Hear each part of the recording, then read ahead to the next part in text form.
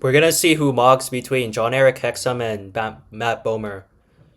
So we see that Matt Bomer has higher facial harmony than Hexum overall. So his front, Matt Bomer scores a little higher. However, Hexum scores a little higher in his side profile. So let's see why. We see the infamous canthal tilt. We all know Hexum doesn't have the most positive canthal tilt, so Matt Bomer mogs him in this one. So phase one is Hexum, the blue one would be Hexum, and obviously phase two will be Matt Bomer then, green. So we see that Matt Bomer is perfect canthal tilt, Hexum insufficient canthal tilt, so he gets a 3.7. When I have part test, they both do pretty bad in this one because they both really have really good medial canthuses that are long elongated. But we can see that Hexum's is a bit better. Inner canthal nasal width, nobody cares about this one. Cupid's bow depth, Matt Bomer does better. Cheekbone height, Matt Bomer has higher set cheekbones. Lower third, Matt Bomer has better facial thirds. Kinda. Well, we see that for the forehead, Hexum is better. Mid face, Hexum is better, but lower third, Matt Bomer's is more proportionate. ESR, Hexum kind of has close set eyes because his zygos are really wide. So Bomer mogs him in this one. Total facial width to height ratio. Matt Bomer has a better proportionate face shape, while Hexum's, again, his face is really wide. Ear protrusion angle, they're like the same. Mouth corner position, Matt Bomer's mouth corners are more positive, while Hexum's is downturned. Mid face, yeah. This is like a tie. The difference between the ipsilateral angle and jaw frontal angle. Eye aspect ratio. They both have really compact eyes, and they're actually too compact. Both of them. Interesting. So, but Matt Bomer's eye aspect ratio isn't as compact, so he slightly mogs in this one. Chin to philtrum. Hexum is better. Because Matt Bomer's philtrum's on the longer side. Lower lip to upper lip ratio. Here, Hexum scores better because his lower lip is more full. Jaw slope, it's like basically both ideal. Brow length to face width ratio, it's like a tie. Eyebrow tilt's a tie too. Forehead, I explained it earlier. Jaw width, oh, they have it identical. Interesting. Begonia width. Lower third proportion, Hexum's is better because, again, Matt Bomer's lower third is too dominated by his philtrum.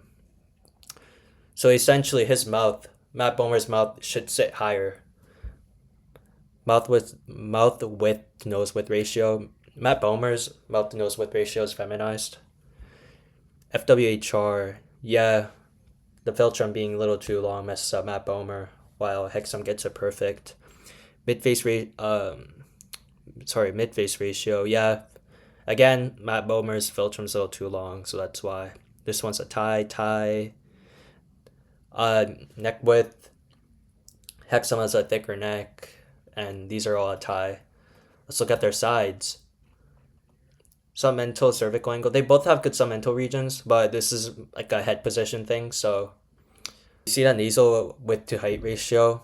Matt Bomer mogs in this one, even though both of their noses are over projected. For the mental labial angle, Hexum's this part can be more pushed back in, more defined. Lip assessment, yeah, Matt Bomer's lip can be more protrusive. Another lip assessment, nasal projection, brow ridge inclination angle. This is basically a tie. Lip assessment, yeah. Matt Bomer's lips. Anterior facial depth, looking at the facial depth, looking at the maxilla projection. It's like a tie. Nasal frontal angle is a tie. Lip assessment. Nasal facial angle is a tie. Nasal tip angle. We see that Hexum's is a bit better. Nasal labial angle is perfect. Both of their noses are properly upturned. Facial convexity. Yeah, just visually speaking, I do think Hexum's side profile looks better, so it makes sense on why he would score a little higher than Matt Bomer. But we do see that Hexum is a bit downgrown here. His gonians start here, and then his chin, it kind of goes down like that. All these are a tie, except for that one. Nasal mental angle, tie. Gonal angle is tie, basically. Mandibular plane angle, a tie. Ramus to mandible ratio is a tie, basically. Matt Bomer's Ramus can be a little taller, I guess, relative to his mandible, like by a tiny bit. This one's a tie. Recession, the Frankfurt plane one is tied. Orbital vector, both of their orbital vectors are positive, so their infras are good. Nose tip rotation angle, perfect. Facial depth to height ratio. This is probably because Matt Bomer's side profile, this picture of him is a bit distorted, so that's why it says he's all the way up here when it's clearly not. Tie, upper forehead slope. We see that Matt Bomer's forehead is a bit too protrusive. It should have a better contour that goes more like inwards. Z angle. Hexum does better in this one. Now we're gonna look at the angularity. Let's see. Hexum scores 8.85 in this one, so this is almost perfect angularity. And the reason why he doesn't get this perfect, because his zygos are pretty low set, so that's why he doesn't have the best cheek hollowing here. Cheekbone prominence is still really good here. Chin definition is good, but it still can be better. Cheek angularity is pretty much perfect. Submental region is perfect, pretty much. Jaw definition is perfect too. Let's look at Matt Bomer's. By the way, if you guys want this facial analysis software for yourself, you guys can use code AndyKim for 20% off down below. So Matt Bomer scores 8.4 out of 10 for his angularity. So Hexum mogs him in this one. Cheekbone prominence, we can see that it's a 7 out of 10. His chin definition is at 8. I don't know why the reference picture shows that, but it's obviously not that. It can be better, but it's still good. His cheek leanness, he can have more hollowing, but it's still good. Submental region is really good too. Jaw definition is practically perfect. For dimorphism, Hexum scores a 7.5 out of 10, so this is really good. So obviously he has no facial hair. The nose is on the feminine side. Lips are pink and full, so that's why it's a bit feminized. Brow ridge is good. We saw it with this nasal frontal angle for his side. Eyebrow thickness is really good. It's a little too positive, and like it's really thick, so that's why it kind of looks like caterpillar eyebrows, but it's so good. Eyes are masculine eyes. His hairline, we saw it with his bitemporal width, was pretty masculine. Hair length, he's short hair, so face shape, he has a big skull, and he has really good bone mass, good zygos, good jaw too.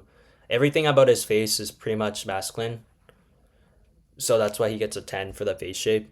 Jaw is a 10 too. For the dimorphism formula, as I speak about in all my videos, when the dimorphism formula came out, it is a bit harsh, so that's why it's underrated. I would say in reality, Hexum's dimorphism would be a 10. Everything about his face is masculine, so he would be a 10 in the masculinity dimorphism. And these are the harmony dimorphism, so he gets a 7.5 for the harmony ratios that add on to his dimorphism. You guys can see it here. Here, Bomer also scores 7.5 out of 10. This is pretty good too. If you score, I'll say 6.5 and above, that's good dimorphism on faceiq labs. Facial here, he has like a very light stubble. Brow ridge is masculinized, but it can be better. Yeah, I don't know why the reference picture is showing that when it's not. It's like a bit laggy, so don't pay attention to that. Nose is on the feminine side. Hair length, which is a good thing, by the way. That's what we want. But obviously it does lower dimorphism for men. Hair length is on the shorter side. Eyebrow thickness is good, but it can be like vertically thicker. Face shape is masculine. Hairline is good. Masculine. Eyes are masculinized. Jaw is masculine. His whole lower third is masculine with the lips too. He has facial hair too. Gonians are good. Chin is good. good bone mass. He has like hollowing here too, good jaw definition and stuff like that. His harmony dimorphism though does score lower than Hexum. He gets a 7 out of 10. These are the front ratios that for his dimorphism, and these are the side ones. For features, Hexum gets a 8.6, 8.56 to be exact. This is really good features, and and we can see that he has some asymmetries, which are in the features category. These type of asymmetries are insignificant. Eyelashes. Let's get to his first real flaw. It's kind of laggy on my part. His eyelashes can be more volar and darker. The nasal tip is a little bulbous. The nostril, he has like nostril show here. Eyebrow color, we all know that his eyebrows can be darker. His nasal bridge can be less bloated. Eyebrow density can be better. Asymmetries, he has very slight dark circles. Very slight sclera show too, because his lower eyelids are like very slightly droopy. Hair loss, he doesn't have hair loss. He doesn't have any of the health indicator stuff like acne and all that. Doesn't have eye bags. He doesn't have ear protrusion. Doesn't have any of the wrinkles. He doesn't have droopy eyelids. Bomer gets a 9.2 out of 10 for his features, so this is pretty much perfect. This is pretty much perfect features. You know, faceiq Labs has a lot of measurements, as we saw, which are deductible, so that's why faceiq Labs rates pretty harsh on its formula. And you know, the asymmetries, everybody's gonna have them, so that's always gonna deduct your score. He has pretty good eyelashes. Nasal tip is on the little bulbous side, like slightly. I might have underrated him on that, to be honest. You know, asymmetries. He has a little bit of nasolabial folds, as I don't know if you guys can see from your screen. His scleras can be wider. He has a little bit of tiny bit of dark circles and eye bags. It's fine. Ear protrusion, pretty much perfect too. Eyebrow density is pretty much perfect too. We see some like very slight patchiness in the inner corner and in the outer corner. Obviously, he doesn't have hair.